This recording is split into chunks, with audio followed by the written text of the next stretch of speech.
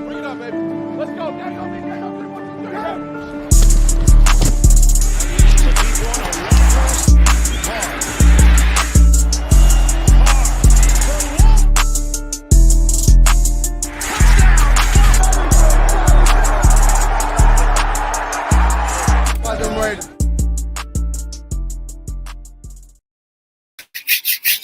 What is good, YouTube? And how are you guys feeling? It is Monday. It's okay. We'll get through the week. But how is everybody feeling? Hope everybody's having a fantastic start to the week so far. But you guys, as you can see by the title and thumbnail, today we got ourselves an updated version of my previous defensive breakdown. So I know we only got 2 defensive players in this year's draft, but I still think that one of them made the starting lineup. So let's get into that. But really quick, I have to give a big shout out to everybody who's already in the building. We got Robert, Van City, SVT, Artie Mar was good. Freddie, EJ, Loco was good with everybody. Unknown, Eric, Loner, Realist was popping. Anthony again was good with every single one of you guys in the building. My man says, how was it meeting Diablo and Drake? This meeting was amazing. As you can see, we got ourselves a signed football by the 2 Raiders players. But listen, you guys, like I said, we didn't draft many defensive players. Shout out to Latina and Rod in the building, Kenny Maggie, Coach Raider. But like I said, we did not draft many defensive players this draft. We only drafted 2. I see 1 making the starting lineup in their rookie season, so I had to make this updated, look for you guys. Also, there's been some injuries, some surgeries, Trayvon Mullen this, Trayvon Mullen that. So you might see the roster, the depth chart get bumped down a little bit. And without further ado, let's get straight into that, you guys. So as you can see right here in our base classic nickel defense, I have almost everything staying the same, but instead of Trayvon Mullen, opposite of Rocky Sin, due to surgeries, due to injuries, I have knocked it on the depth chart just 1 spot. Nothing too crazy, but as you can see, it mostly all stays the same. We still got Merrick and Deron Harmon starting over the top as safeties. We did not get a safety in this year's draft. I know we did pick up Isaiah Polamalu as an undrafted free agent out of USC. I think it's part of Polamalu's bloodline. But I don't think that he'll make the starting lineup. I think that he might have a chance to make the 53-man roster. But everything here stays the same. Jonathan Hankins, the only reason why I have him starting in the nickel is for one thing and one thing only. Jonathan Hankins has never ever played in a 3-4 defense. And that's where the Raiders are trying to transition to, into a 3-4 defense. So with that being said, I still have him in the starting lineup for the nickel, but only the nickel only. I don't have him starting in any single one of our 3-4 defenses. So with that being said, let's get into it. Okay. We're talking about that next, TS. I got to finish this up. But like I said, everything here stays the same. You got your Divine Diablo and Jayon Browns ready and hooked to curls. You got, Chandler Jones and Max Crosby containing pass rushing. You got your nose tackle here with Jonathan Hankins controlling the A gap. And you got Bilal Nichols controlling the B gap. So everything here stays the same except for Anthony Averett. He now gets plugged in as the starter due to injury concerns with Trayvon Mullen and the surgery. We'll see about that. I see that, Halsey.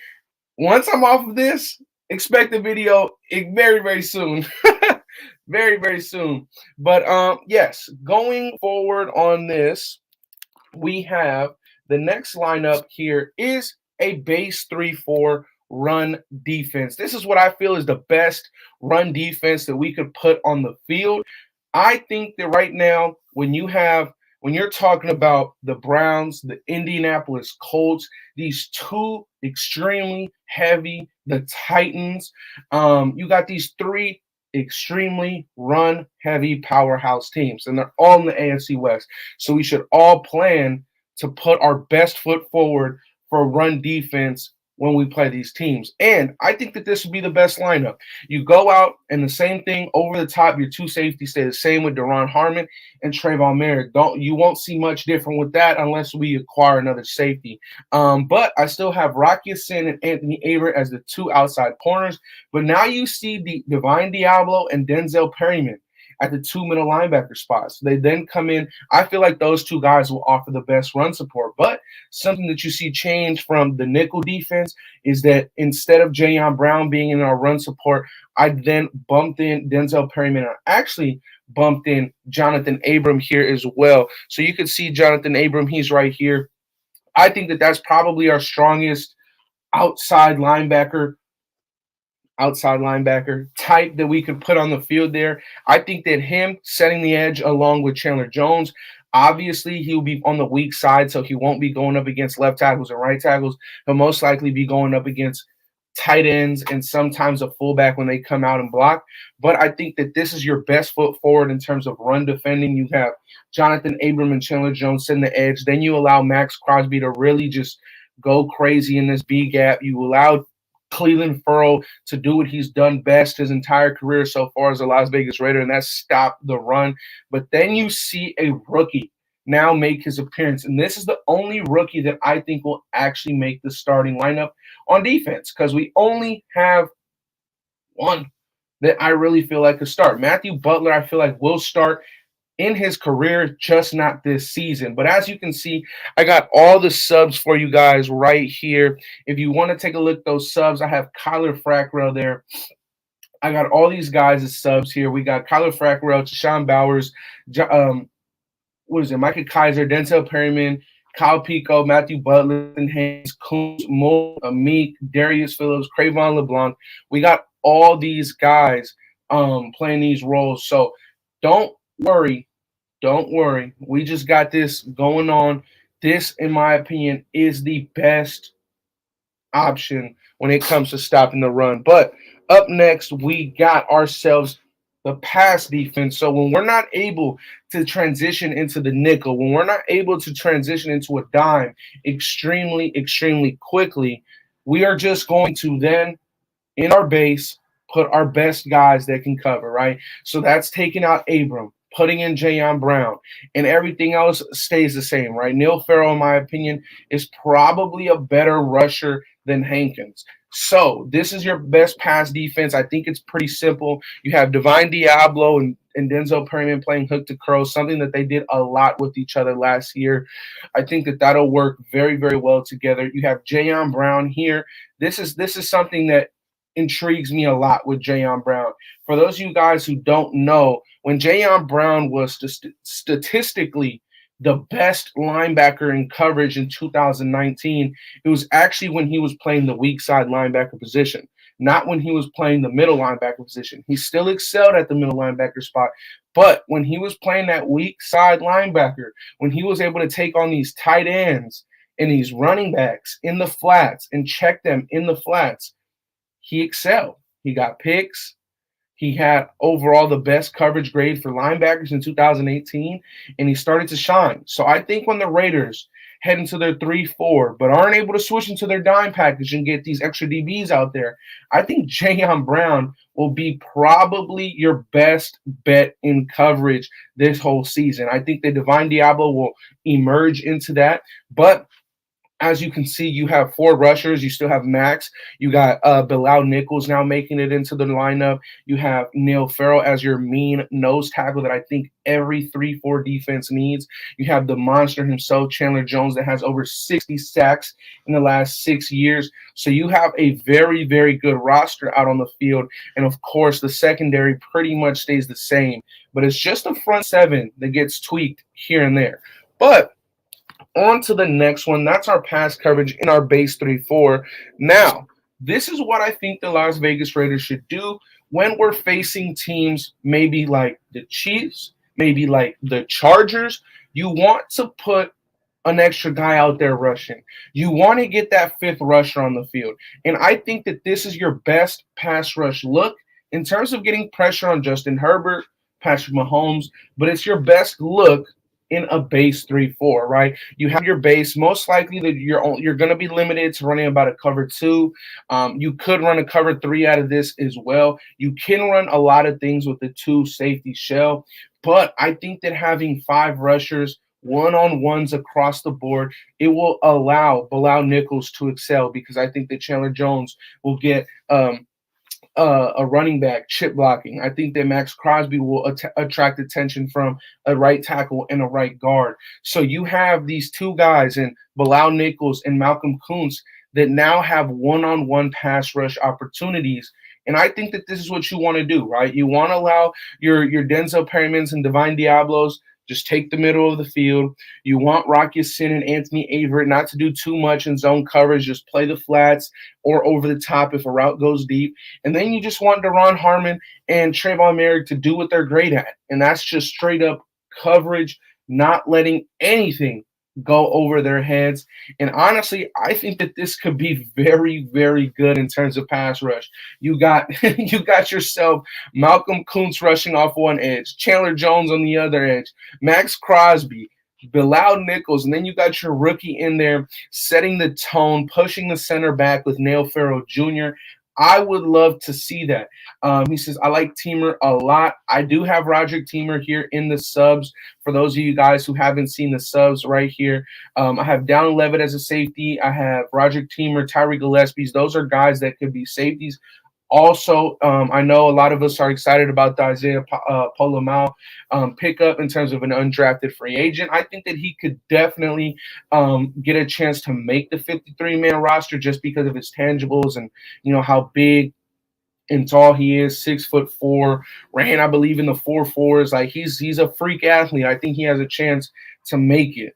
But I think that these guys right here are probably your best subs, the guys that you can pull in, pull out very, very quick to get guys in and out on the field. But I think you guys can agree with me that this is probably your best pass rush lineup with Kuntz, Max, Bilal, and Chandler Jones, as well as Neil Farrell, all getting on the field together, being able to rush the passer. So, and then for those of you guys who don't know why I don't have the corners on anything, it's because, I mean, the corners are just pretty simple. The corners are going up. The corners are going up. Safeties doing their thing, going back there. Safeties got a lot of work to do, but it's all in the back end. So it's pretty simple. But I think that you could see this lineup go out there.